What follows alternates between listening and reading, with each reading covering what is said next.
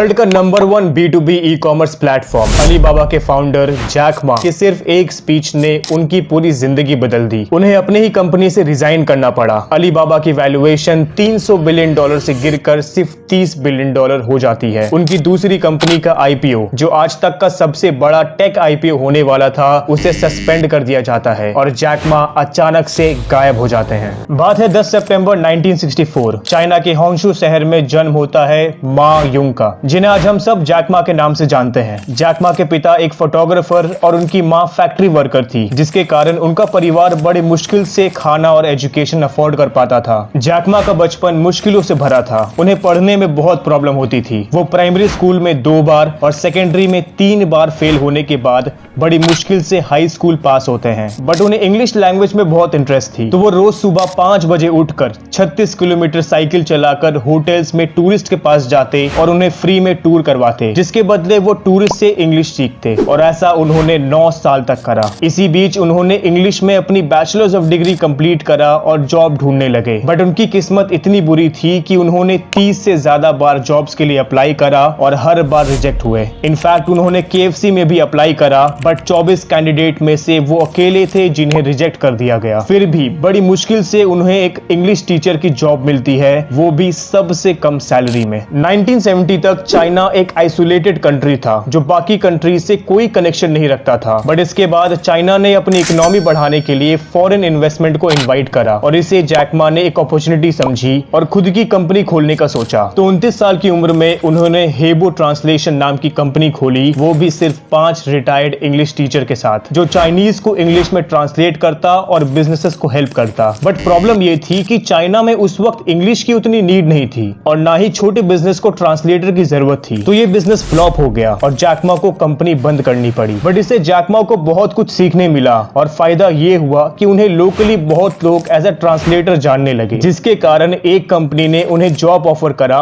कि वो अमेरिका उनका ट्रांसलेटर बनकर जाए और डील क्लोज करे। जैक मा को अमेरिका जाने का मौका मिलता है और यहीं से उनकी जिंदगी बदलने वाली थी। अमेरिका में जैक मा ने पहली बार कंप्यूटर को देखा, उसके कीबोर्ड्स को टच करा और इंटरनेट को समझा और उन्होंने सबसे पहला वर्ड सर्च करा बियर, जिससे उन्हें दुनिया भर की बियर कंपनी के बारे में इंफॉर्मेशन आ गई। बट उन्होंने देखा कि इसमें से एक भी कंपनी चाइना की नहीं है, क्योंकि चाइना का कोई भी बिजनेस ऑनलाइन नहीं है। और इसे जैक मा एक अपॉर्चुनिटी समझते हैं और एक नया बिजनेस चालू करा, चाइना पेजेस, जिसमें चाइना के लोकल बिजनेसेस रजिस्टर्ड थे। वेबसाइट लाइव होते ही जैक मा को 5 ईमेल्स आ गए, जिससे जैक मा को समझ में आ गया कि पूरी दुनिया में चाइनीज प्रोडक्ट का डिमांड बढ़ने वाला है। तो वो दिन रात एक करके चाइना पेजेस को बेटर करने में लग गए। बट सबसे बड़ी प्रॉब्लम ये थी कि चाइना में इंटरनेट ना के बराबर था। करोड़ों लोगों में से सिर्फ कुछ हजार लोग इंटरनेट को यूज करते थे। तो इंटरनेट यूजर्स बढ़ाने के लिए जैक मा ने कुछ अलग करा। उन्होंने बिल गेट्स का famous line the internet will change every aspect of human being life हर जगह फैलाने लगे, जिससे उन्हें पॉजिटिव रिजल्ट भी मिला। इंटरनेट यूजर्स बढ़ने लगे। बट पता है, बिल गेट्स ने ये लाइन कभी बोली ही नहीं थी। जैक मा ने खुद से ये लाइन बनाया और उसे फैलाने लगे। इतना सब कुछ करने के बाद भी चाइना पेजेस फेल हो गया, क्योंकि चाइना पेजेस बहुत ज्यादा लिमिटेड था और कस्टमर से चार्ज करने के लिए कोई प्लेटफॉर्म भी नहीं था। तो जैक मा को ना चाहते हुए भी चाइना पेजेस को एक प्राइवेट कंपनी को बेचना पड़ा और फिर वो एक गवर्नमेंट जॉब करने लगे। और यहीं से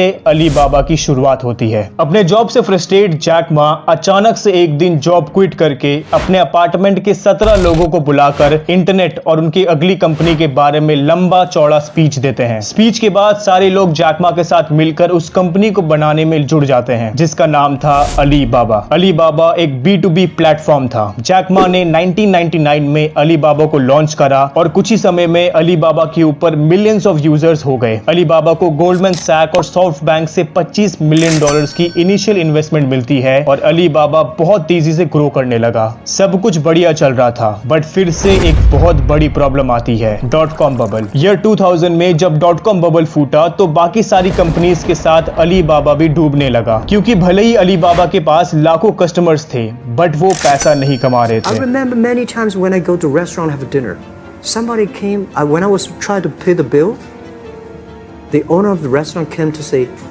"Sir, your bill is paid by someone," and the small note say, "Hey, Mr. Ma, I'm your customer of Alibaba Group, Alibaba platform.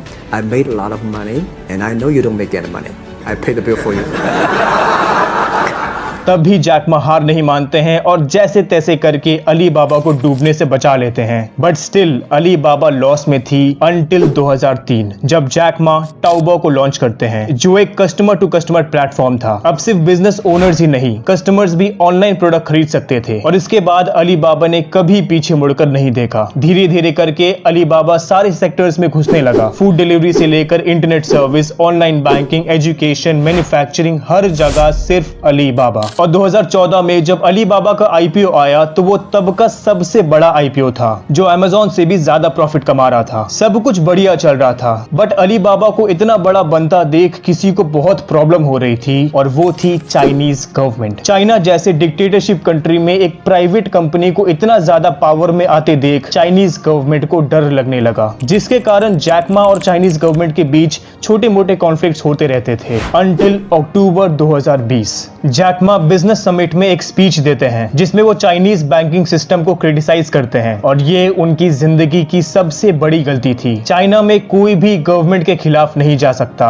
और वही गलती जैक मा ने कर दी, और ये गलती जैक मा को बहुत भारी पड़ती है। स्पीच के ठीक 10 दिन बाद जैक मा की दूसरी कंपनी एड ग्रुप का आईपीओ आने वाला था, और कहा जाता था कि वो तब का सबसे बड़ा आईपीओ होने वाला था, जो ऑलरेडी अप्रूव हो चुका था, बट उसे सस्पेंड कर दिया जाता है। इन्वेस्टर्स को करोड़ों का लॉस होता है। जैक मा को उन्हीं की बिजनेस स्कूल से निकाल दिया जाता है, उनके सारे अपकमिंग प्रोजेक्ट्स को रोक दिया जाता है, और जैक मा कहीं गायब हो जाते हैं। उसके अगले साल चाइनीज गवर्नमेंट अली बाबा के ऊपर $2.8 बिलियन की फाइन चार्ज करती है मोनोपोली क्रिएट करने के लिए, जिसके कारण अली बाबा की वैल्यूएशन $300 बिलियन से गिरकर सिर्फ $30 बिलियन हो जाती है। और ये पहली बार नहीं है कि जब चाइनीज गवर्नमेंट ने किसी पावरफुल इंसान को गायब करा। रेन जिंगक्विंग, जो एक अमीर और पॉपुलर प्रॉपर्टी एग्जीक्यूटिव थे, इन्होंने 2020 में चाइनीज प्रेसिडेंट शी जिनपिंग को क्लाउन बुला दिया था। उसके बाद से ये भी गायब हो गए। बाद में पता चलता है कि इन्हें 18 साल के लिए जेल में डाल दिया गया इन चार्जेस ऑफ करप्शन, और कोर्ट ने कहा कि इन्होंने खुद से कन्फेस करा कि ये करप्ट है। दूसरे है चेन क्विशी, जो एक चाइनीज लॉयर थे। इन्होंने चाइनीज गवर्नमेंट को क्रिटिसाइज करा और फ्रीडम ऑफ स्पीच के बारे में कहा, जिसके बाद से ये भी गायब हो गए। और ना जाने कितने लोग ऐसे ही गायब हो गए क्योंकि इन्होंने चाइनीज गवर्नमेंट को क्रिटिसाइज करा था।